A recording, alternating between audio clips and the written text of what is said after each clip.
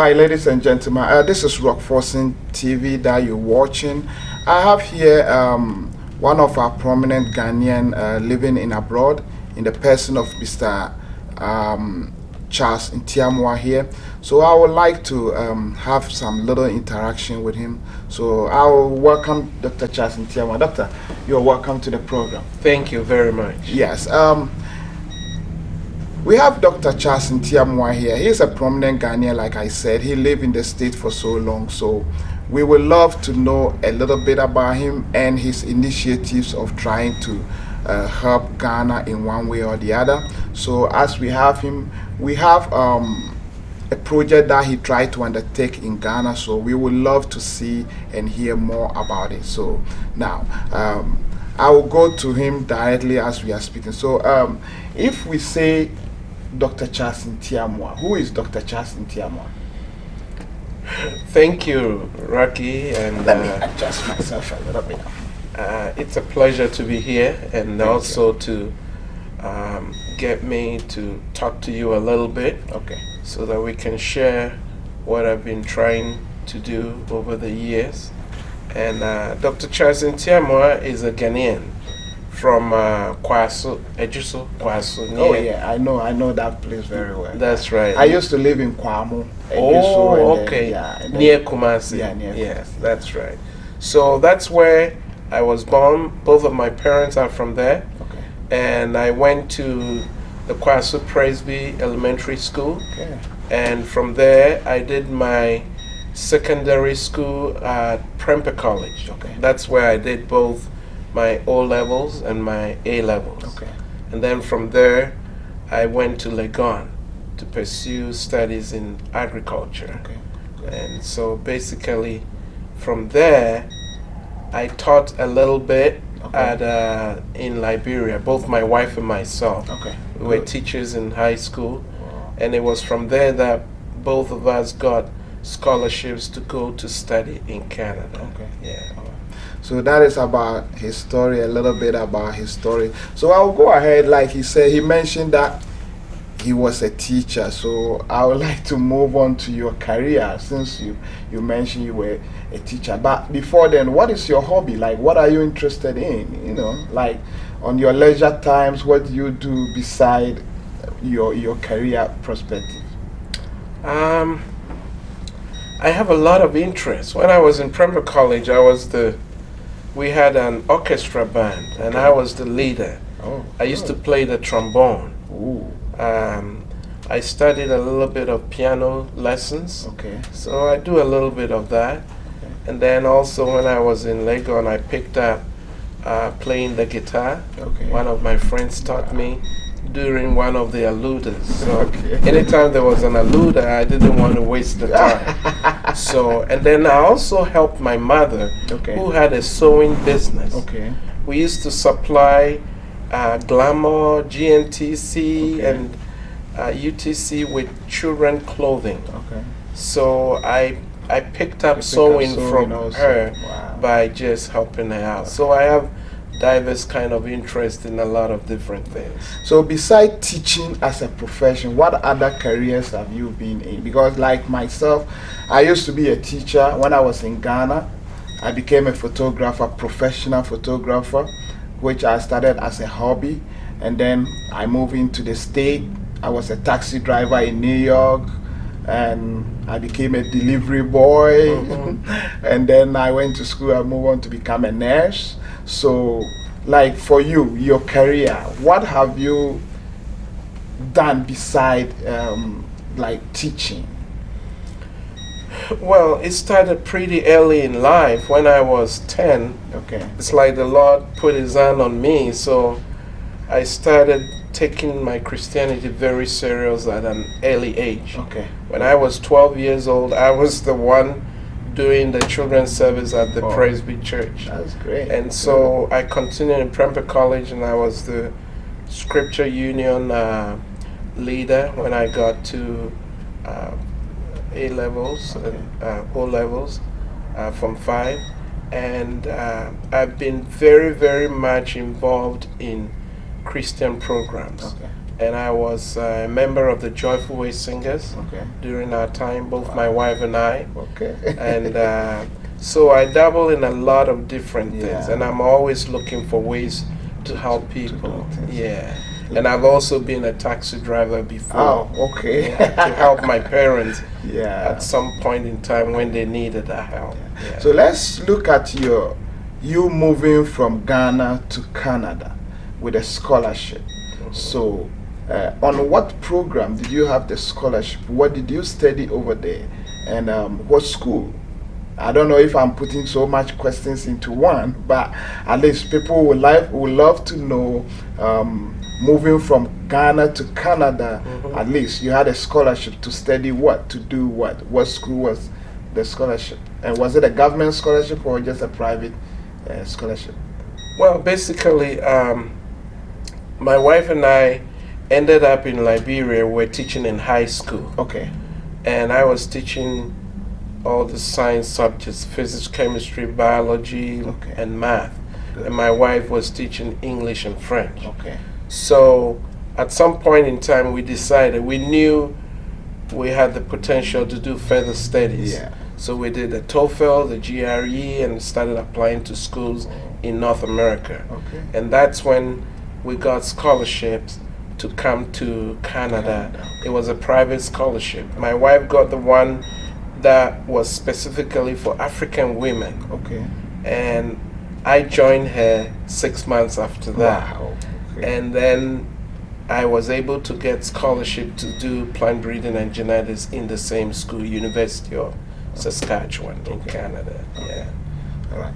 So you mentioned you moved from Saskatchewan to what other school did you? Because when you were introduced, you mentioned Saskatchewan and the one first scholarship or second scholarship, or was just the first scholarship for both of us was to do our masters at the University of Saskatchewan in Canada, and then when we finished, I got a second scholarship to go do my PhD at University of Manitoba, still in Canada. So you were studying plant breeding, the same plant breeding and genetics. So what is it? What is the course about? Because if you say plant breeding, what is it like? People would love to know what you do concerning the plant. Well, plant breeding in a nutshell is we help the plants to make babies. And so God has made it said that we can manipulate, not in a bad way, but it's like we can choose the father and the mother and make them together by doing genetic crosses. And we create new varieties or new lines. For example, I deal mostly in wheat. I did my master's on an oil seed crop called flax in Canada. But then once you have the degree, you can work on any crop. You just need to study the morphology of the plant and the phenology when it comes to flowering, and you'll be able to manipulate and do your crosses to combine very good characteristics that will give you a line that will serve the purpose for which you want to achieve. So you specialize in wheat? Yes. So with that said, bringing the wheat into perspective, and then so let's focus on you and the wheat. This thing. I don't know how to put this question, but let me put it in this way. After school, how did you go about your career? Like after, you understand what I'm trying to say? So after school with the PhD, everything. Now you study wheat. So how can you tell us a little more about how things went after that? Definitely. Well, before I finished my PhD, a company found me. And I got employment with them before I even finished my PhD. The company's name is Worldwide Wheat. And the headquarters of that company was in Phoenix, Arizona. And I was in Canada. So I managed all the programs for them and the trials and everything in Canada and in the northern United States. So I used to travel a lot. At the same time, I did international travels, because like the name of the company says, is a worldwide program. And that's when I started with them. And I was able to travel within Canada and also travel to Phoenix and go to Australia with my boss, the president and owner of the company, Mr. Sheldon Richardson of blessed memory. Yeah, he passed away about almost 3 years ago. Yeah, so that's how I was able to come into the company profile, and I eventually became the director of research and development when the senior breeder, who was old at that time, passed away about 2-3 years after I joined the company. And I built upon what he had started. So like you mentioned Australia, I can tell looking at the climate condition of Ghana and Australia, I think we have almost, if I'm not wrong, almost the same latitude. So the weather in Australia is a little like the one we have in Ghana. And we know that wheat cannot be grown in Ghana. So how did you manage to do that in Australia? How did it work? Well, and you said you were traveling to other countries, like what? When? And yeah, the weather in Australia really mimics what is in Argentina, rather. Because Ghana is more towards the tropics. The tropics, We are near the equator. So like we study below us. That's right. Like we study geography in school, the latitudes and longitudes help us to predict in plant breeding the environmental conditions of places that have similar exposure to similar conditions. So right there, this company is really worldwide. We had nurseries in Argentina, Australia. I've done some work in Belize, Canada itself, England, France, Germany, Greece, and then Ghana that we'll be talking about, and also Italy, Morocco, New Zealand, Spain, and then USA. So I've been to all these places year after year. Some places like Australia, when we started, I used to go there like 5 times a year. So a lot of the things I saw, plus what I experienced in Arizona, my home state, in US, is what convinced me that I should be able to do something for Ghana with the germplasm that we developed. All right. So let's see, with the help of you being the researcher and then you working for the company, how long did you work for the company? And when you were in the company, what were some of the challenges that you overcame looking at the conditions from other countries? Because we know wheat cannot be grown in most of the countries in the world. Did you experience that? Were you able to overcome some of these challenges? Yeah, I mean,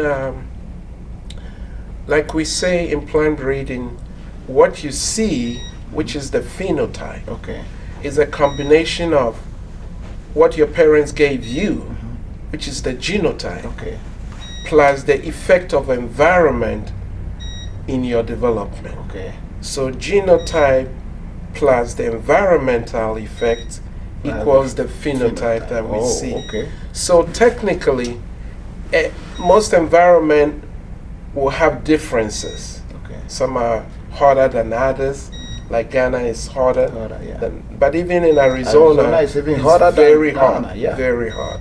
So as I moved around and I saw these differences in environmental conditions, and the model that my company was using was unique. There were only 10 employees in this big company that I was leading.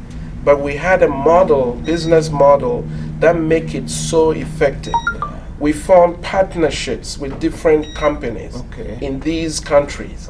And so we provide the expertise with me going there. They provide the manpower. They provide the manpower and the money. They pay us money and then they pay also the research, so that they have exclusive rights to the lines and the varieties that we develop for them that suit their products that they do for customers. Let me come in here. Looking at, let's compare Ghana and Arizona.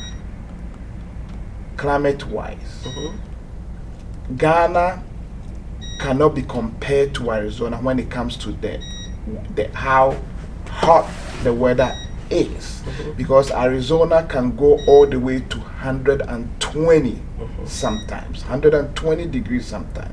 When you go to Ghana, only the northern part is mostly hot, but I don't think they have gone all the way up to 120 before. Maybe they might, which I might not know.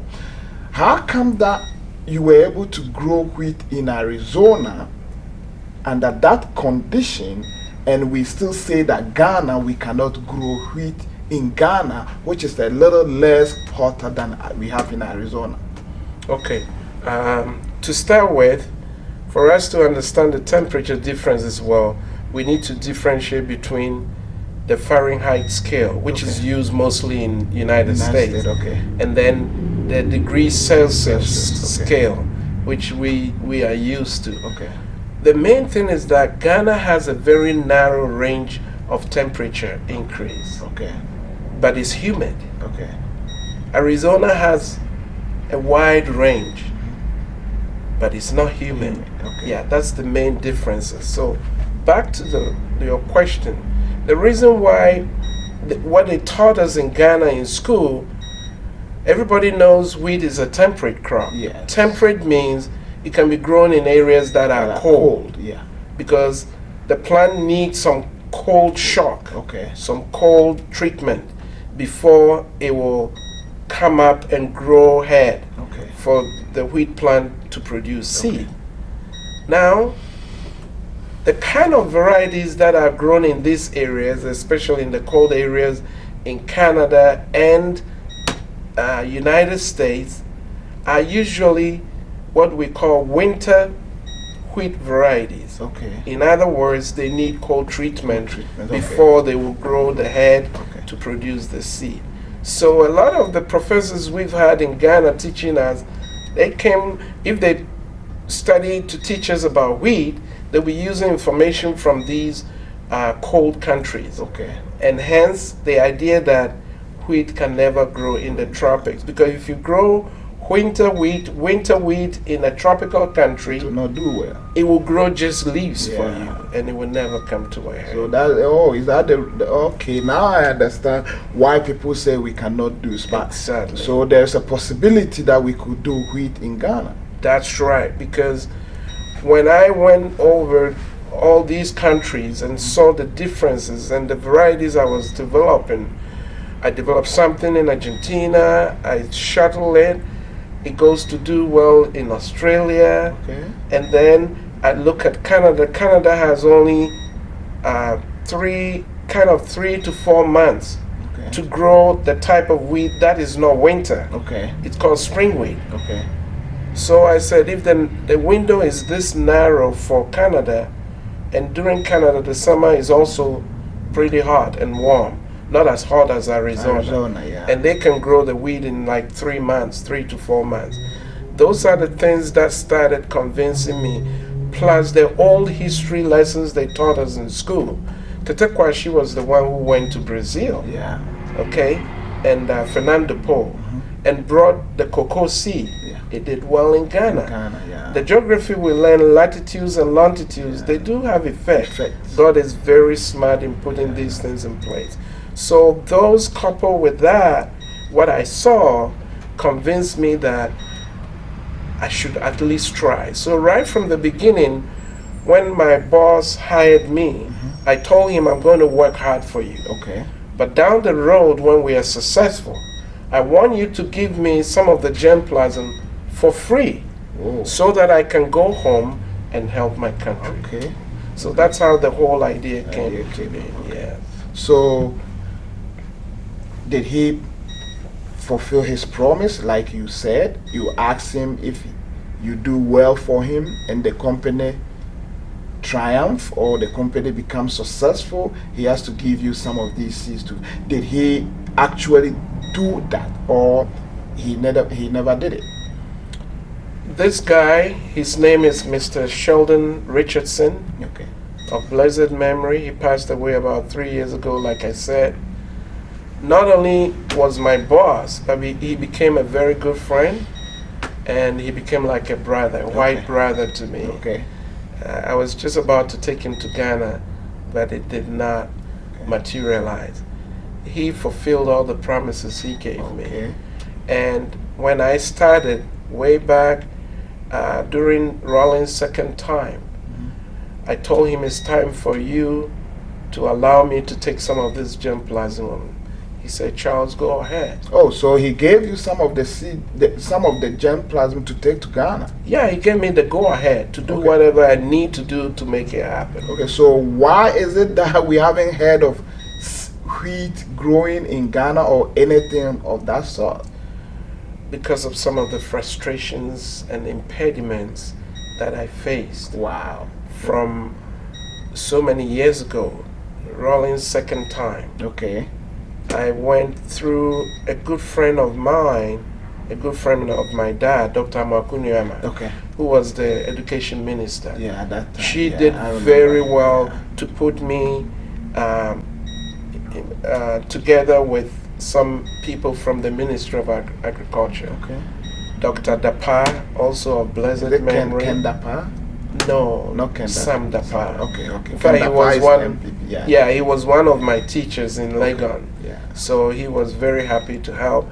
And then there was one gentleman, Mr. Prepara, at Ministry of Agriculture. Initially, they all said the same thing. Yeah. Charles, you can't grow wheat in Ghana.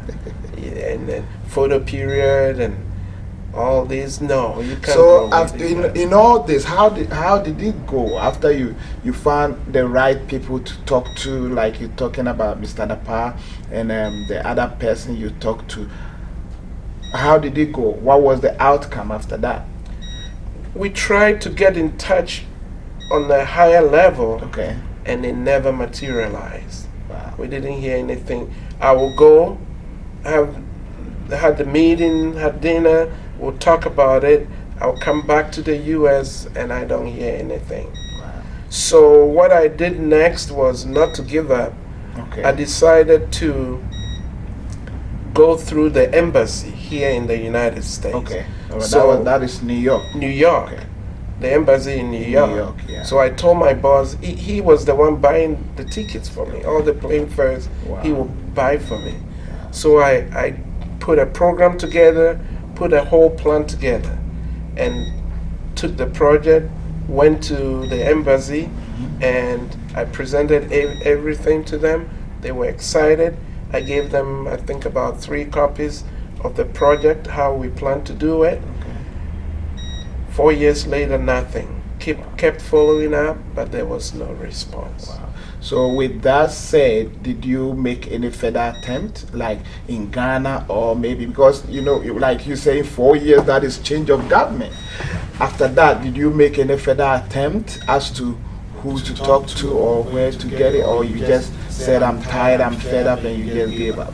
I didn't get tired, because I knew what I have developed around the world for different companies in my company.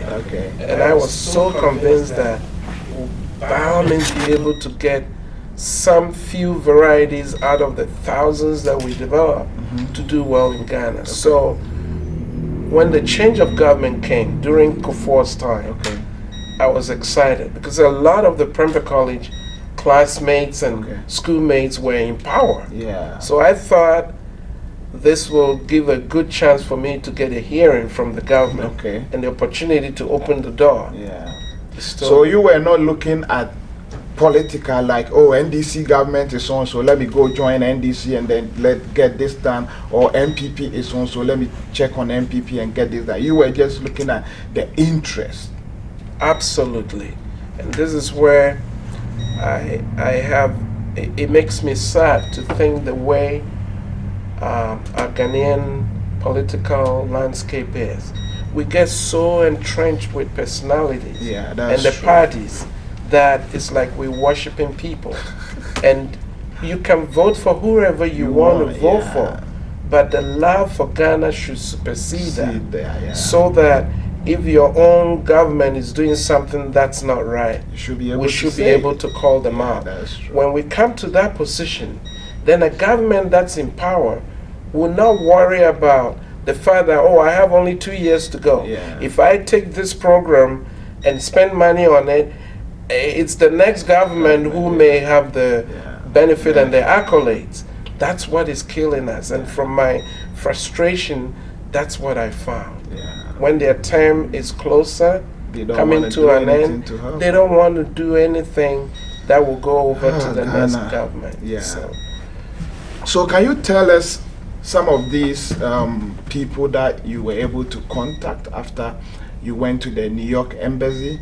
The embassy in New York, and then you said during Kufuor's time also you tried. What are some of the things, the places that you went during Kufuor's time, or what effort did you make during Kufuor's time? As you said, you at least you knew some of the old students from Prempeh College who were in the government.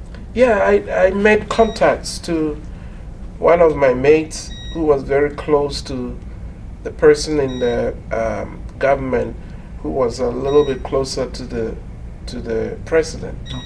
And I was able to talk to this person. I'll just not mention names. But from the questions I was asked, I realized the same mindset is there. That we can do it. That we can do it, number one. And I could tell, even though they wouldn't say that, all the governments are the same in that aspect.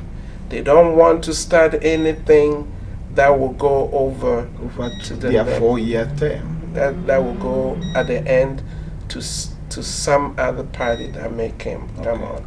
And unless we get out of this mindset, Ghana will suffer for a long time. We should be willing to continue what the previous government did without spoiling things, you know. So that was the main frustration I had, that didn't let things come into place. So at that point, I told my boss I have to look at private participation. And if you want me to continue with that. Go ahead. At least private participation, I think that is privatization. That is also good enough, because once we have individuals who are rich enough and they want to help out, at least that's also another thing. So let us know how that also went. So after all the frustration through the government, and I could tell there is a screen. You can't get any higher. You can't get unless you pass by some other people. It looked to me that money is also an aspect, because I made a few attempts. That is Ghana for you. At least if you don't put brown envelope on the table, you hardly get things done. That is Ghana for you. No matter how much you can talk to them, you still have to do that. So let us hear your story and some of your frustrations that you might have gone through. So there's a company here in the US that my company had partnership with. We were developing varieties for them. That one I can mention the name is ADM. They're so good. They were very good partners with my boss.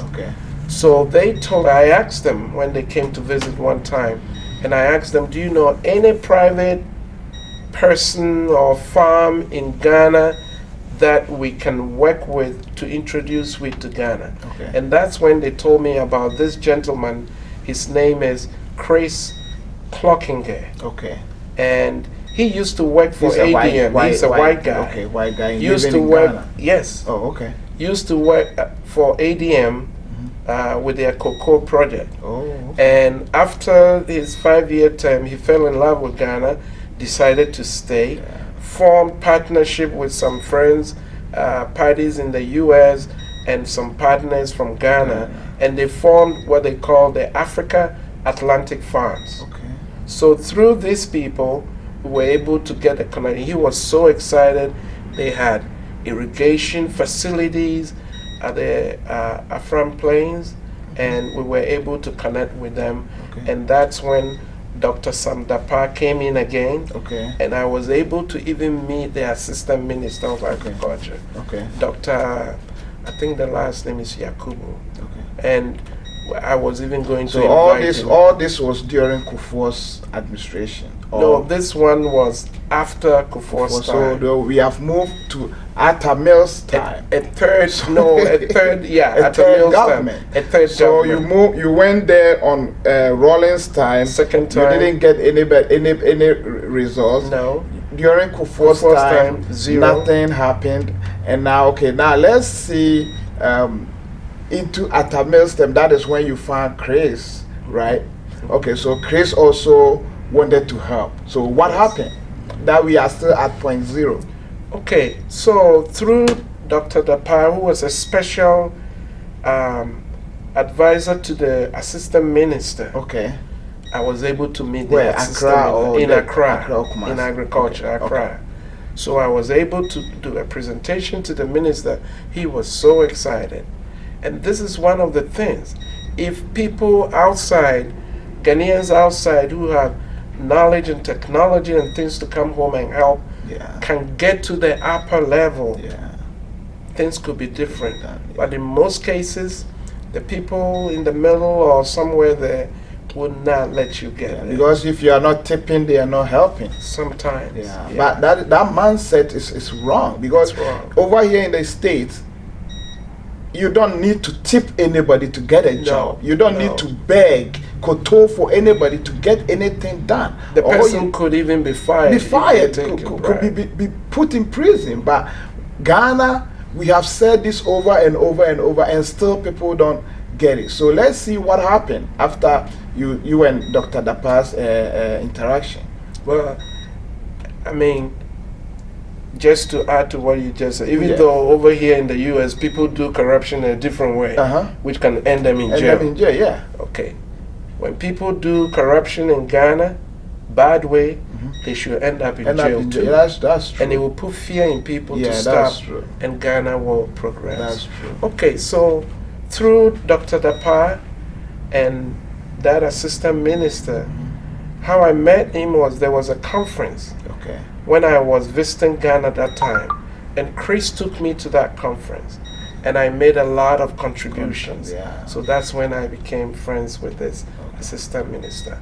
Long story short, I was able to go to CSIR, Crop Research Institute. Crop Research Institute, and they wanted me to give them the germplasm and add money to it. So they can do the research and give me the results. You bring in the thing for free. For free. And they want money from you to support the research. Wow. So the government couldn't help. Not because in that sense. Crop research is for the government. So why do they want to put money down before so what happened after what happened? Not to put money down, but to bring money to fund the research. Oh my God. Yeah. Which, in a sense, it makes sense. But now when I'm bringing the thing for free, that I cannot relinquish control to you. Yeah, because if you are looking for profit, then you should have put money on it. But you are giving the thing to the nation for free. So it's just that I needed to control the germplasm because of intellectual property. Once we've done the research and I identify what would be good for Ghana, then we would have signed an agreement with the Ghana government and give it to them for free, but under Ghana government control, so that they will make money out of it as they distribute to the farmers, and then production could have started for Ghana.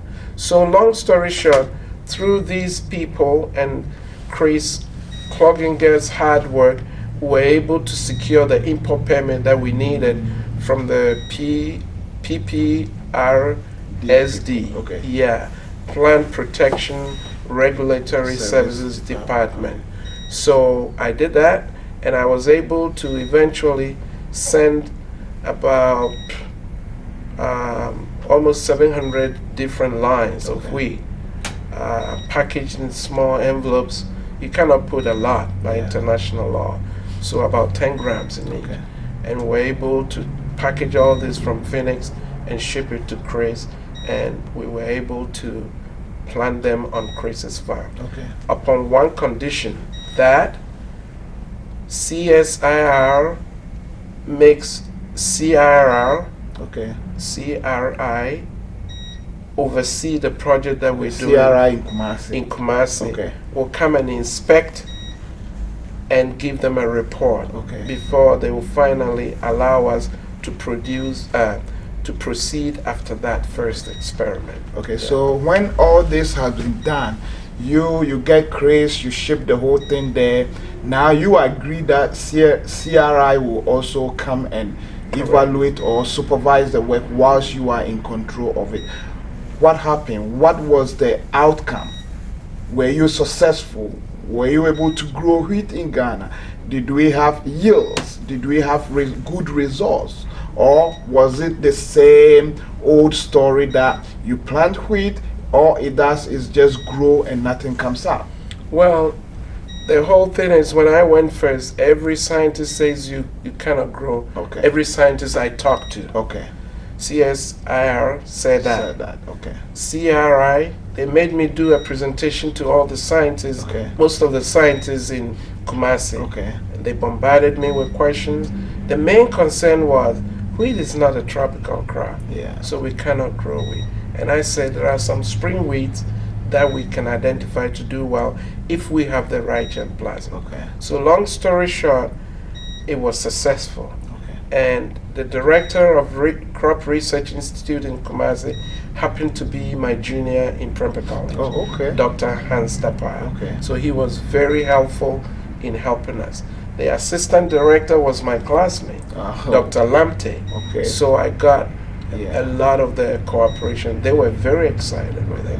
So they came over, Dr. Dapaya and another assistant came over to inspect the fields. So where was this? Where was Chris's farm? Chris's farm was, when you go to Mprayasu, you descend. There's a small village there called Kotoso, Okay. near the Volta So Lake. that's Afram Plains. Afram area. Plains Okay. area. All right. Okay. So we usually, Chris's farm, they had a boat. Okay. We will get in the boat and travel across the Volta River, Okay. and 40 minutes before we Wow. get offshore. So was to that the farm. picture that you were showing me earlier on? Yes. Okay, so let's yes. put the picture on to see when they were crossing or when they were getting to the boat to cross the Afram, the Volta Lake on Afram, going to Afram Plains. So is that the picture you're talking about? Yes, and Okay. those two guys in green caps. Mhm. The gentleman wearing the white top Okay. is the director of the director of Crop Research Institute, okay. and the other gentleman in the green top is one of the plant breeders there who came with Okay. it. Yeah. All right. Okay. So let's move on from here. Now we are going to Chris's farm. So now we get there. Let's see what happened. You had a land, you planted thing. What was the outcome? Well, remember I told you first time everybody say you cannot You grow cannot wheat. do it. Yeah. So when we got to the farm, I had been there. When I came from the state, I went there first to evaluate, do all the evaluation, Okay. get all the data I wanted, and then I invited the director and the assistant to come. So the first question, I didn't say anything. We went to the field. The first question I asked them was, Dr. Hans, can you grow wheat in Ghana? And he looked at me and laughed. So when they came, you had already done the homework. You have planted the wheat, and they have germinated, bore fruit, and that was when you invited them Yeah. to come over. That was Okay. the agreement with Okay. the PPRSD. Okay. Yeah. So you called them to come and evaluate. Yeah, they have to. Otherwise, we can't move forward. So that was when you asked the question. Yeah, I asked the question, and he looked at me, shook his head, and said, "You're right, Dr. Charles. You're right." And he was so excited. Wow. He said, "We need this kind of help in Ghana." Yeah. And the good news is that because of that, what he saw, he left for a big conference in Ouagadougou Okay.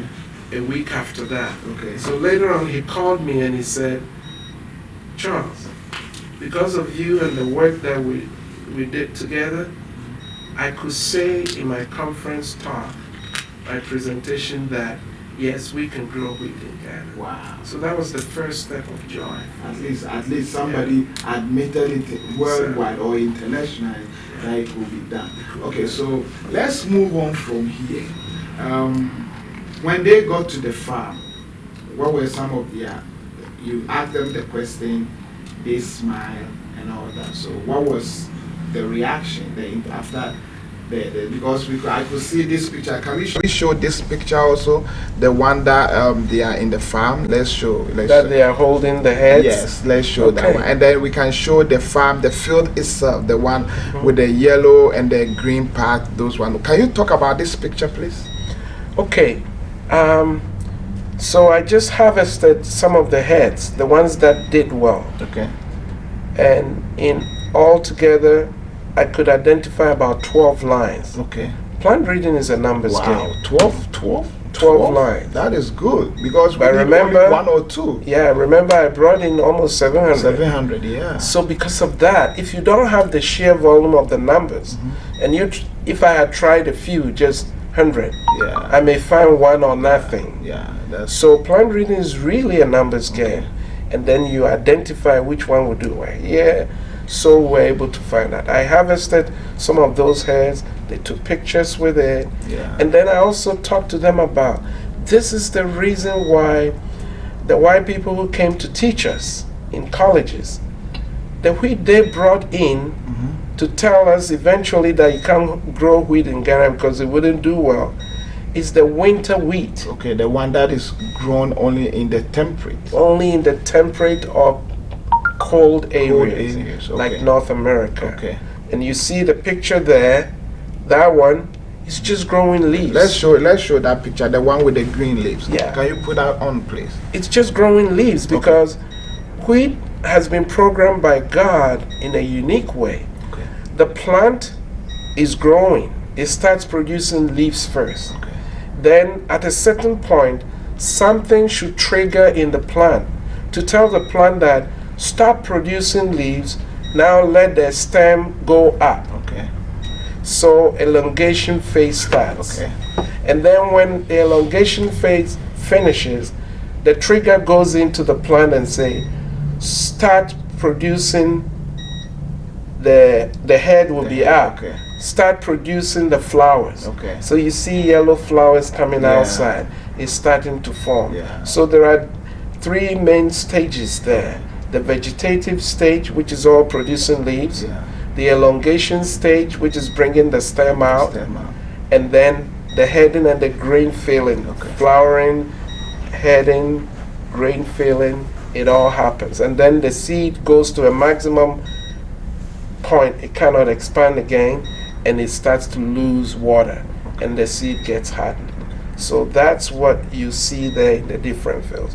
I told them about that. Number 2, some of the lines. So before you go on, let's put the picture for the field on so that we could know the difference that he's talking about. The yellow side, you see this one has the yellow side here, and this side here also have the green aspect. Okay, doctor, you can continue. Okay, so the field is large. So you see the picture from afar, it looks like the plants are small. They are not small. Okay.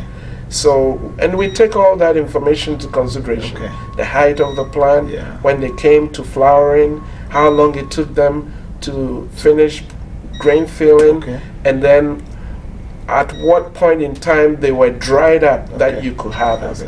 We take all that into consideration. So the ones that you see, the early maturing lines, are the ones that are looking like dried up. Okay, the yellowish ones.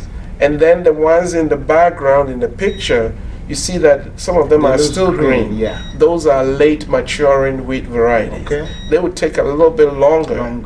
Okay.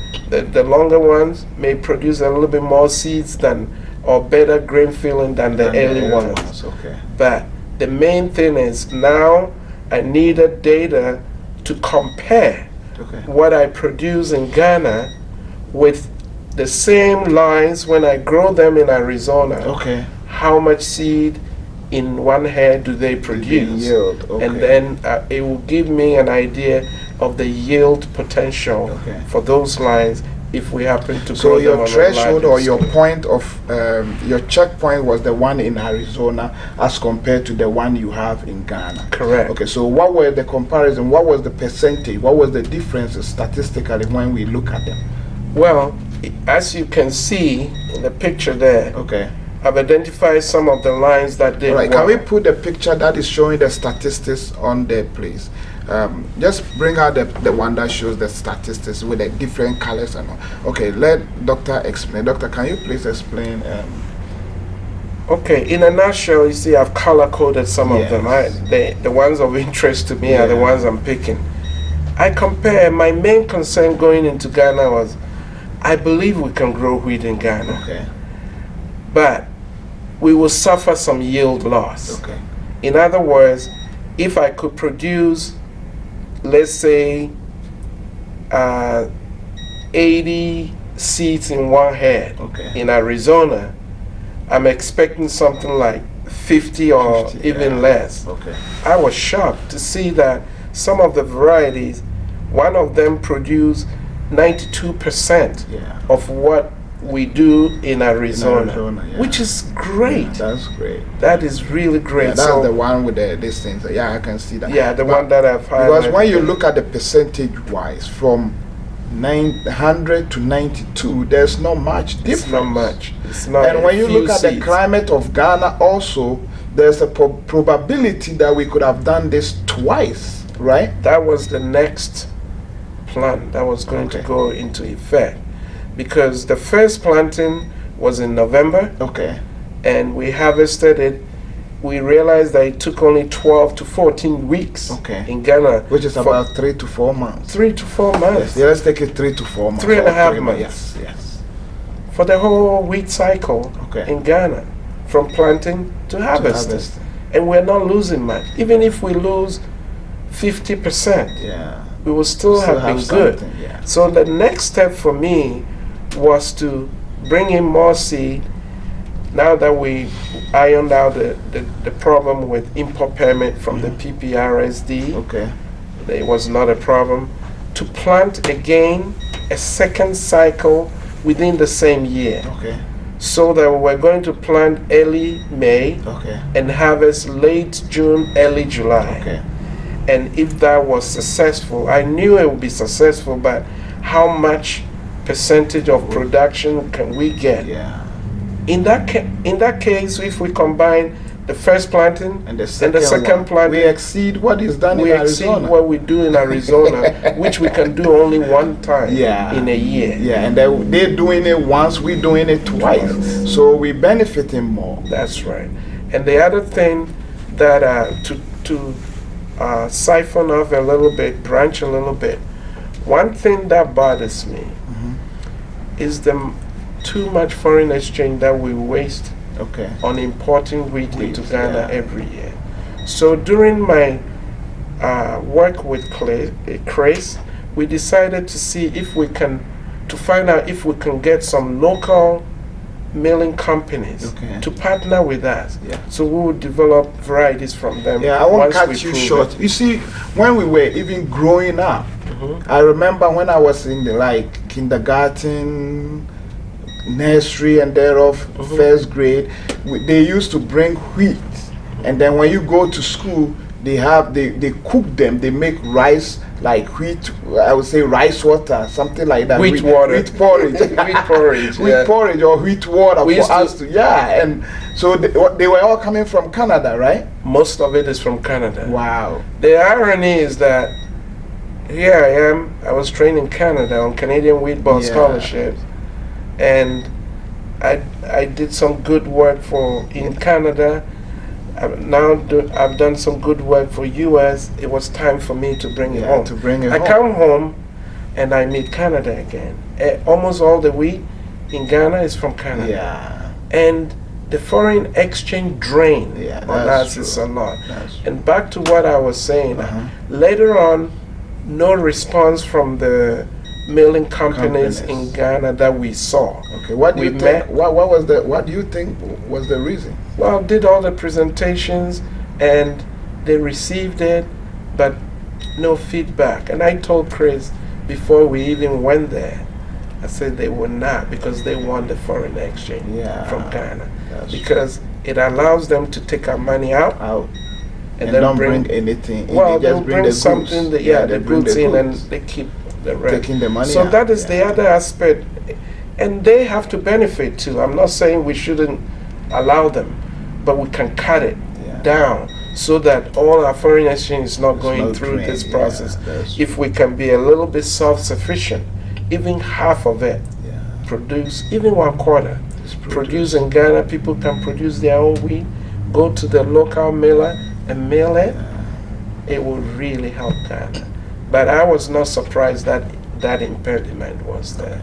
And so I was really happy with the results, and it proved to me that what we call the proof of concept was now established. Nobody can say wheat cannot grow in Ghana. And of course, wheat has not been grown in Ghana, so the only other thing that we should expect, if somebody was to pick up this, as we grow more wheat in Ghana, diseases will come in.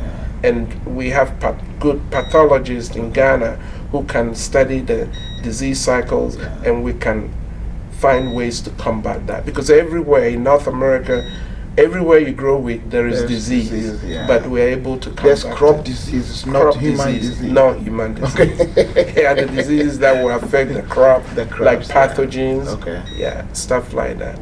So let's look at it from this point. You went through the first government, the second government, the third government, different government, not the same government, different government, not the same party, different parties. So after all this thing has failed, what do you think can be done for now? Because now we're still not growing it, and then the system is there, the knowledge is you are the embodiment of the knowledge as at now. So what can we do? Well, fast forward, we were going to send more seed back to Ghana to continue with the two-season experiment, and also blow up some of the seed and make more, so we could go into different regions like northern region, the savannah areas, and do mass production and see how these lines will fare in those areas. So we can identify each variety and say this would do well in the north, this would do well in Afram Plains, and so on. So then let's show the seeds that you had in Afram Plains. These are some of the seeds that he had in Afram Plains over there when he harvested them. You see that he put them in two groups. So he will talk about that later, but let's let him go on with this thing, because I don't want us to miss that particular picture. Okay, let me touch that and I'll go back to Okay, so during the grain filling stage, the seeds are plump. They are like fat. They have like oil, water in them. So it's plump. It's the same kind of grain filling seeds I see in Arizona. And then when they get to a certain point in the grain filling stage, we call it the peak. It doesn't feed the plant any more food. No, the seeds don't get any more food. And that's when you see the leaves drying out, losing the green color in it, the chlorophyll. So the ones green are still in the green filling stage. Some of them like in the, we call it milk dough stage.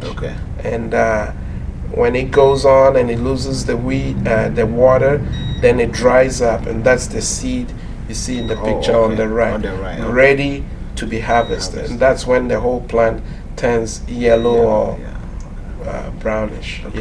So the story that I was continuing, we had in place the plan to send more seeds. But then unfortunately,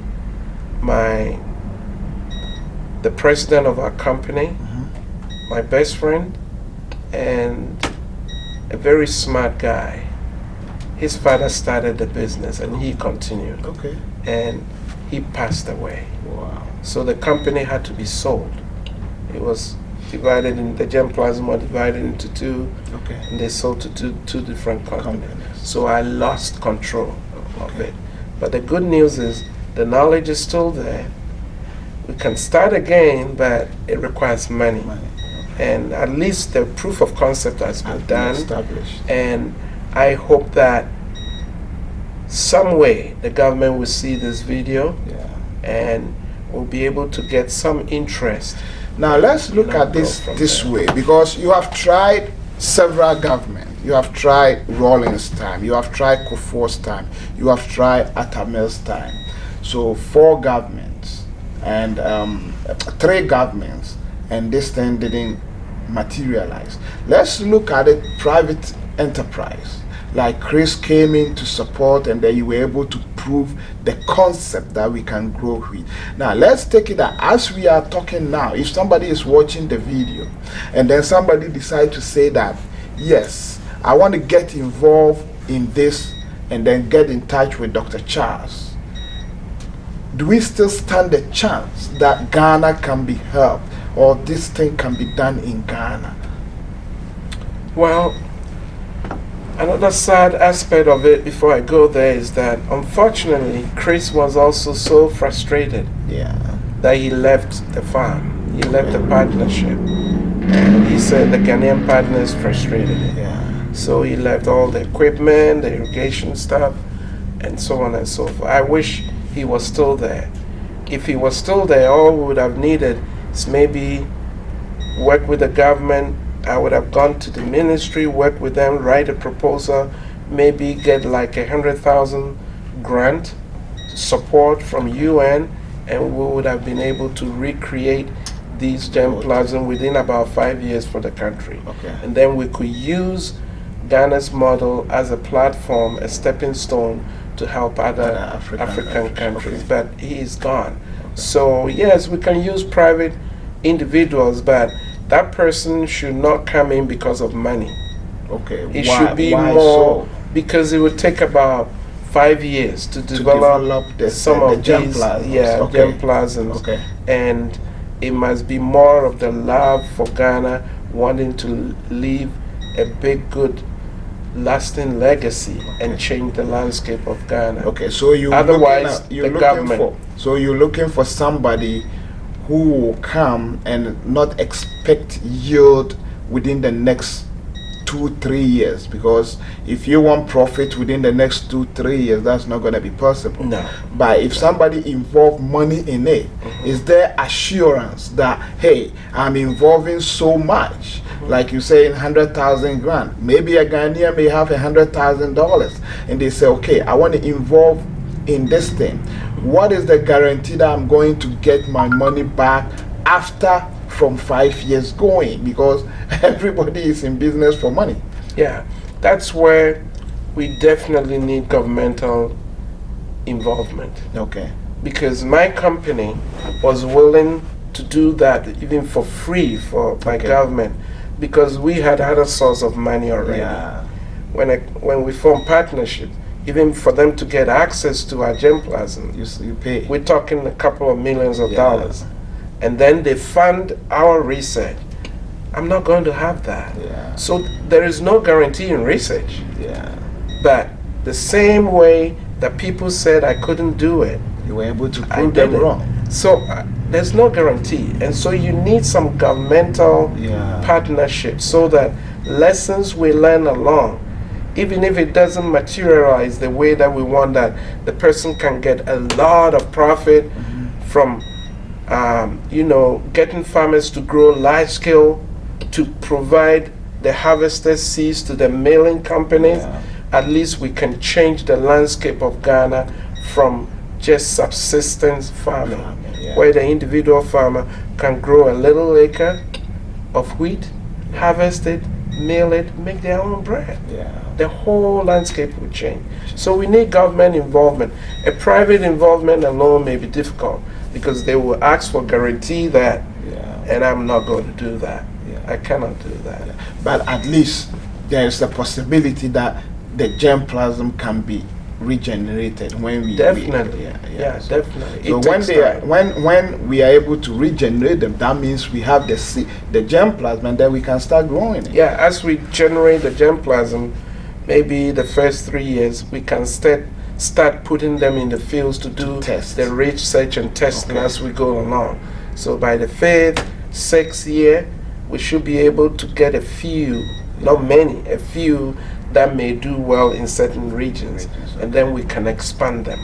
But government involvement will help a lot, because if we come in, we're starting off from scratch, and we prove that we can develop that germplasm, what a big change it will bring to the suffering nations of Africa. True. That's true. All right. So as we are coming to the end, let's take it that, like we said, private person want to contact you. Are you willing? Definitely. That if somebody want to contact you? Yeah, it's all for the love of Ghana. Okay. Yeah, it's just a matter of showing the person what can be done, and they feeling comfortable whatever money they're going to put in, not to expect anything for at least the first 5 years, and we can go from there. And we all see the results, we make decisions together, and if it's a private person, once we do that and everything succeeds, then that private person has monopoly control over total control over that, and he can do whatever he wants with it. But if the government comes in, then the private person, the property of the Ghana government. Not necessary, depending upon the agreement between maybe a private person government combination.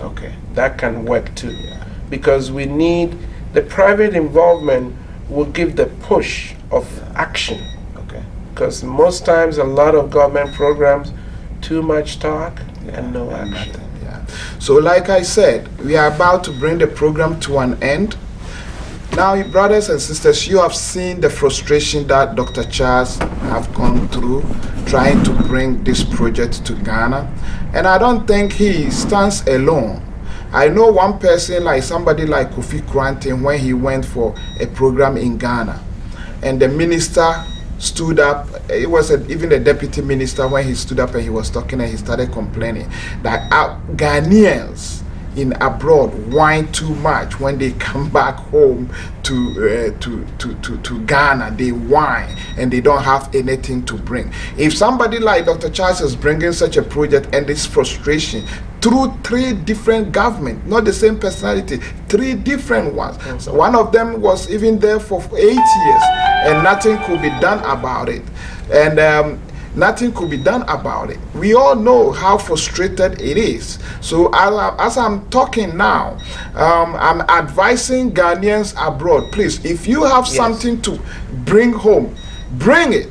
Expect some of these frustrations though, but if we continue and persist, we might overcome them. Some people are IT people, some people are intellectually brilliant. They have a lot of things that they can bring out there, but without the government help, please, we can't do anything. And the people in position, please, people in position, I don't know, let me leave it to Dr. Charles to say something. People in position, I haven't gone through this before. He might have gone through it before. Put brown envelopes down. Please stop that. It's not good. You are killing Ghana. You are killing Ghana. I don't know if Dr. Charles have something to say since we are bringing it to an end. So, well, the only thing I would say is I wish the president of Ghana, through somebody, can see this video. And I know the chances of that happening is virtually nil. Because unfortunately for us, especially African countries, the people in position serve as a barrier. You cannot go see the ball. Yeah, you can go through them. Okay, but I wish somebody with some power in government would see this. Maybe set up a platform where people of us who are outside Ghanaians, who have something to contribute to Ghana, it could be some innovation, it could be some technology, it could be some great ideas. That platform will allow people to go there and just put communication there right away, and somebody more responsible who loves Ghana will sift through this and make sure the top people see it. That will bring a big change in Ghana. That's true. Otherwise, the frustrations will never stop, because people want something before they even give you a chance to see the person in charge. And that is so pathetic. What are we building and leaving as a legacy for our children and their children. We inherited what our forefathers did for us. What are we building now? Living for them. So it's all said. Corruption, corruption, corruption. Please, you can make a decision out of this. Decide which way to go. Either become a responsible Ghanaian or continue in your old trades. This is Rockforcing TV, and thank you, Dr. Charles, for coming. You're welcome. And we expect to see you again. Maybe when there's another concern that pops up, we will come and then maybe talk to you and get your feet on that. Thank you very ladies much. and gentlemen, thank you. This is Rockforcing TV, and I'm your man, Rocky. As you all know, talk to you later. Bye-bye. Before we end, we're going to put Dr. Charles's contact on there, and then if you are private entrepreneur and you want to reach out, you can reach out to Dr. Charles, and then let's see where we pick it from. Thank you. Bye-bye. Thank you very much. You're welcome, sir.